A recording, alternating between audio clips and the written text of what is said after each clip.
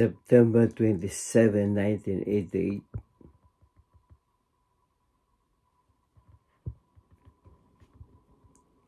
Through life in God.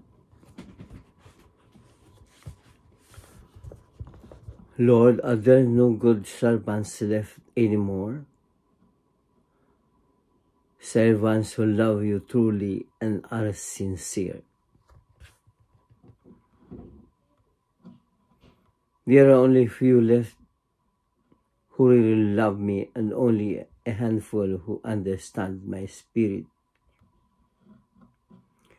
These souls are soothing my wounds, and my sacred heart is their home.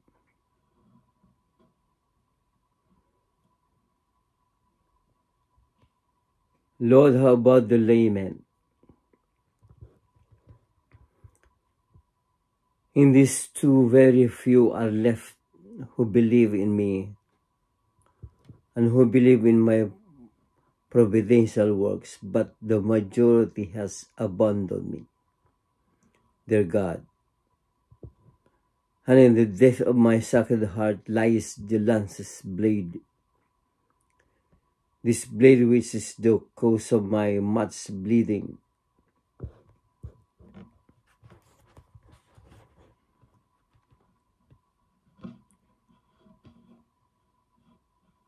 Today I am telling you that he is a part of the cause of my sufferings.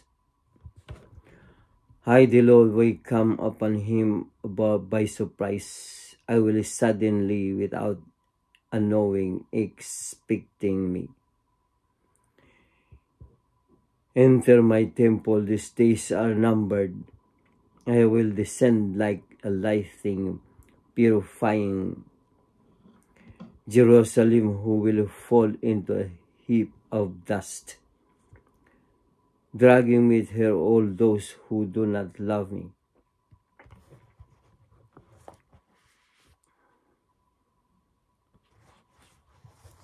I am meant to be here judged and judged here severely. But all those who remain faithful under my holy name, I, the Lord, will rise and place them into my new Jerusalem. They need not fear, since they were following my instruction and my law. Although they were suppressed and their cries to me muffled by my enemies, I still heard them. My eyes never left those scenes. They feared me, they praised me, keeping faithful to my word, sharing all the resources I had given them, and doing good works that pleased me. Beloved creation, you are living in the end of times. I have warned you that in these days, in these times, there are going to be people who sneer at religion, suppressing the spirit of prophecy, ridiculing the visions so that they can follow their own deceitful doctrines for wickedness. Their skills turned into perverted invention, leading them astray. Lovers of evil, they cannot retain any purity of mind. Like folly, they are drawn into devious ceremonies and black masses, worshipping Satan. Either that or lead them of great wickedness, for the ignorance so it's such that they must be judged by that alone. They condemn their own lives, since they have closed their ears and suffers to see the truth, acknowledging me, their God. Their sin has drawn them into depravity, and rottenness of their very soul. It has also been said that in your times only a remnant of my servants would remain faithful to me, preaching the gospel as it should be preached, and that many would fall into rationalism, betraying me with disloyalty. This rationalism made a desert of my church, bringing it into a ruin where vipers nestled within its depth. For those who defile my name and who sit enthroned in earthly glory, satisfying the thirst of money, seeking their own interest and not mine, I call it out in the wilderness you have made, for you to come to me and repent before the day of purification. I, the Lord, warn you not to suppress my spirit of truth, who speaks through this weak instrument. I solemnly request my church too. Remember that the condition I and my disciples work in and where our heads rested, palaces we had gone, we had none palaces were for kings, but not for me, nor my disciples. Lord, those whom you mean and who recognize themselves would not like hearing this part, and it will be one more reason for them to suppress this message. Through some of them would not like hearing my words. They stifle me and my house. With their vain glory, my house and I suffocate with their perjuries. I have no space to breathe. They have shut all the windows of my house, and my light cannot penetrate, nor can my spirit blow within the clean air. These souls are like salt that lost their taste. They are like stained glass, preventing my light to penetrate in them, preventing my holiness to purify them. Satan's vapors are like mist, these days penetrating through keyholes and between hinges. Since these vapors are deadly, I solemnly request that you redouble your sacrifices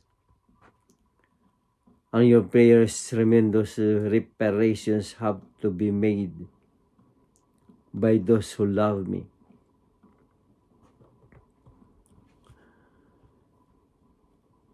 Satan in his fury has redoubled his works against my church in this year. In the Marian year, he chose to split a section of my church. I had foretold you of this schism, and that in the middle of it all you were to descend into my house. Take my hand now and walk with me, share my cross, my vasula. My works are not yet finished. Be in peace. I, the Lord, remember. Smile at my presence. Never ever forget my presence. Tell me a Kyrie, eleison. please me. I have given you so much.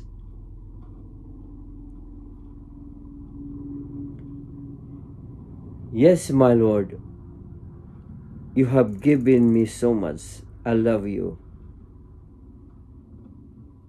Holy of Holies, you have given me so many good things.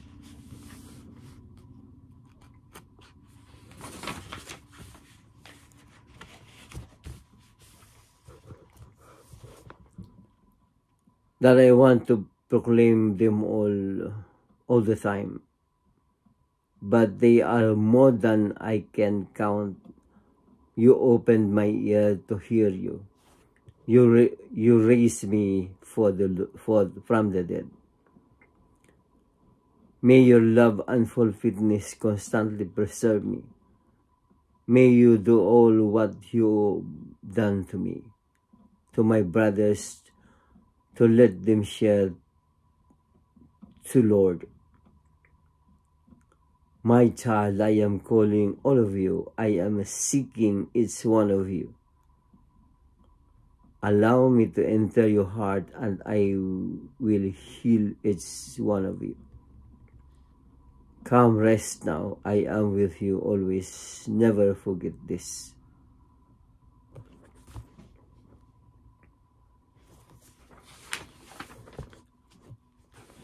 Mga Katoliko at hindi Katoliko, mga kaibigan,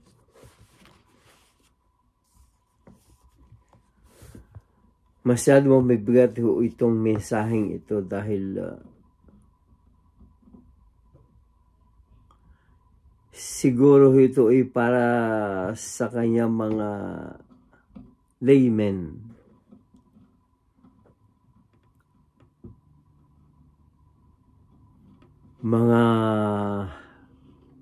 Sa kanyang mga kaparian.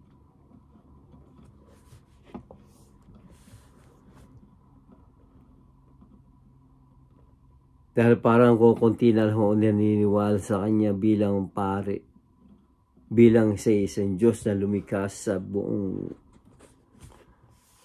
sangkatauhan. Ang iba ho kasi naliligaw ng landas. Yung iba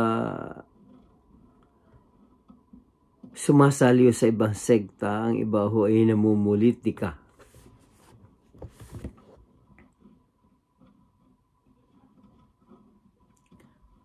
Na parang laro na lamang ang kanilang pagiging sacerdotal souls.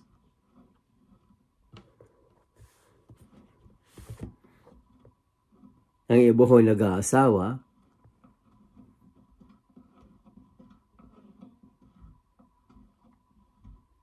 marami yung naliligaw.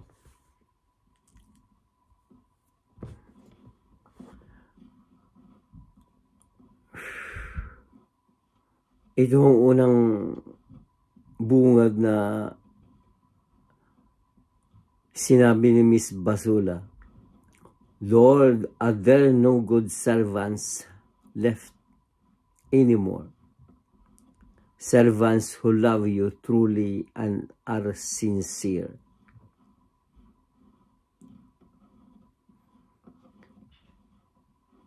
There are only few left who really love me, and only a handful who understand my spirit. These souls are soothing my wounds, and my sacred heart is their home. Konti na lang daw naniniwala, nananalig sa kanya.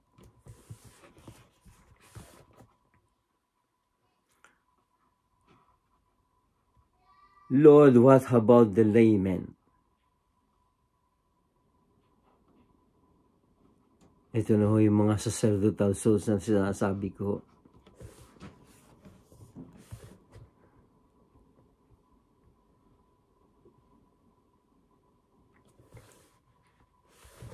But all those who remain faithful under my holy name, I, the Lord, will rise and place them into my new Jerusalem.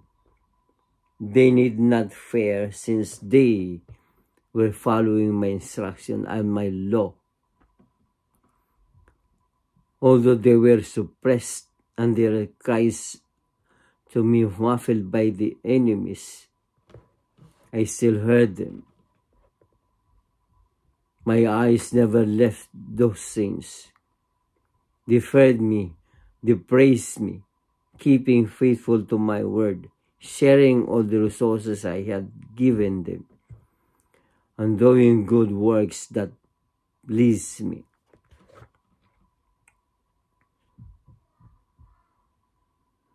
Ito ho, dito niya sinabi, itong petsang ito, September 27, 1980.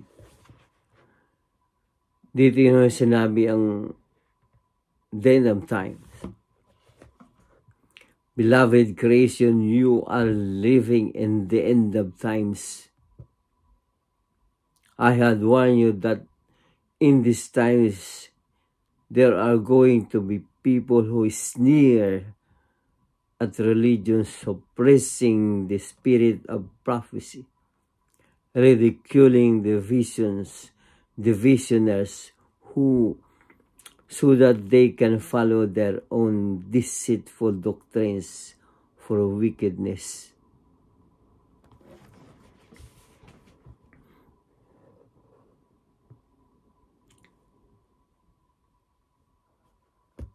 Nagahari ho talaga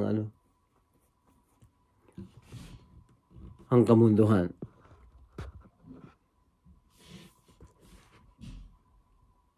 Gusto pa rin hong sumasili ni Satan, na gusto pa rin maghari sa sangkatauhan, ngunit hindi mo maaari. Dahil ang kanyang kinakalaban ay ang Diyos amang makapangyarihan sa lahat nga. Ngunit kahit siya man, ang Satanas na ay Diyos din lang ho ang lumikha sa kanya. Diyos ang lumikha sa kanya at walang sino man.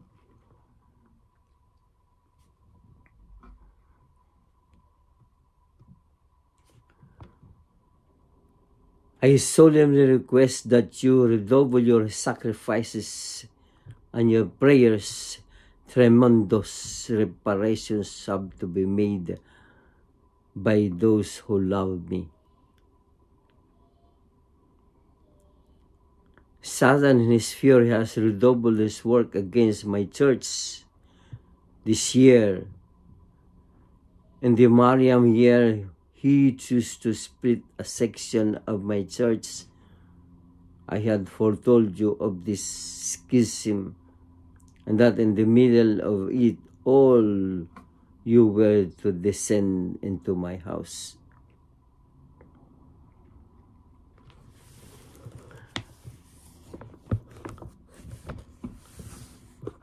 Mga kaibigan, Katoliko at non-Catholic,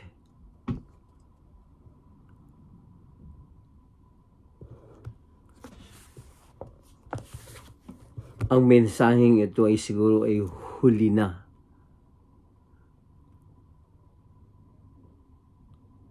At binibigyan pa tayo ng pagkakataon na magsisi, bumalik sa kanya bago niya talagang sabi niya, I will strike my hands against you.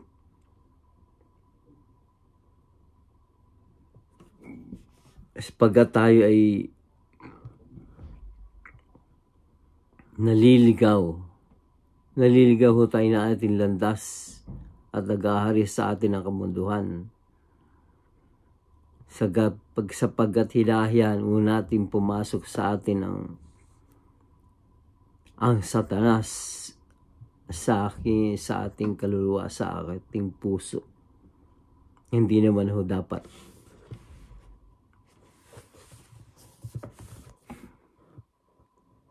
Kaya labanan ho natin ang kamunduhan. Yun lang ang tanging paraan. Pag-aarihin ho natin sa ating puso, sa ating buong katauhan ang presensya niya ng Diyos. Hindi ang presensya ng kasamaan. Totoong lahat ay nangangailangan ng ikabubuhay natin. Pera para mabuhay tayo ng buong buo. Mabili natin ang lahat ng ating pangangailangan dahil kung walang pera tayo, wala tayong mabibili. Dahil ganito ang buhay sa mundo. Ngunit wag ho tayong kakaliwag, wag ho tayong gagawa ng masama para magkaroon na ho lahat ng ganyan o pera. Dahil lumalayo na tayo sa kagustuhan ng Diyos eh. Wag ho natin paghariin ang kamunduhan. Totoong kailangan ho natin maghanap buhay para mabigay natin ang kailangan ng ating katawan. Hindi lang kung tayo ay mayroong pamilya. Ngunit huwag ho tayong gagawa ng masama.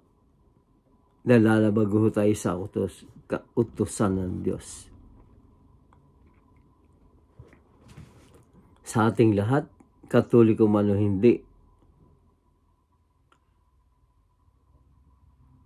buuin ho natin ang paniniwala na may talagang Diyos na lumikha. At hindi ho gagawa. Hindi ho gawa ang Diyos. Totoo ho.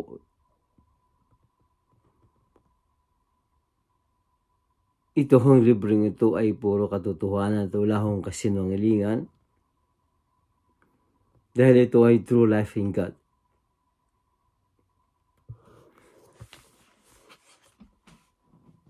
Meron ho akong napanood sa YouTube na ano ho ito yung mga sinasabing mananampalataya, mga vloggers tungkol sa kung kailan ho pinanganak ang Diyos, ang Santo Niño. Sa pagitan daw ho ng September o October, doon daw ho pinanganak doon isinilang ang Santo Niño. Dito ho sa libro kong ito may nabasa ho ko. Sa susunod mga aking gagawing pagbibideo ay pupuntahan ko yung mensahe na yan. Na kailanman hindi ho nagsinungaling ang Diyos. Sapagat ho siya ay pinanganak December 25. Yun ho ang Kapaskuhan. Sa susunod na aking pagbibideo, yun ang aking isusunod at malalaman ho ninyo ang katotohanan sa pag ito ay totoo. December 25 ho nang siya ipinanganak at yun ay ang Kapaskuhan. Maraming salamat po. Please subscribe my channel. Palawakin mo natin ang librong ito, ang mga mensaheng ito, True Life in God.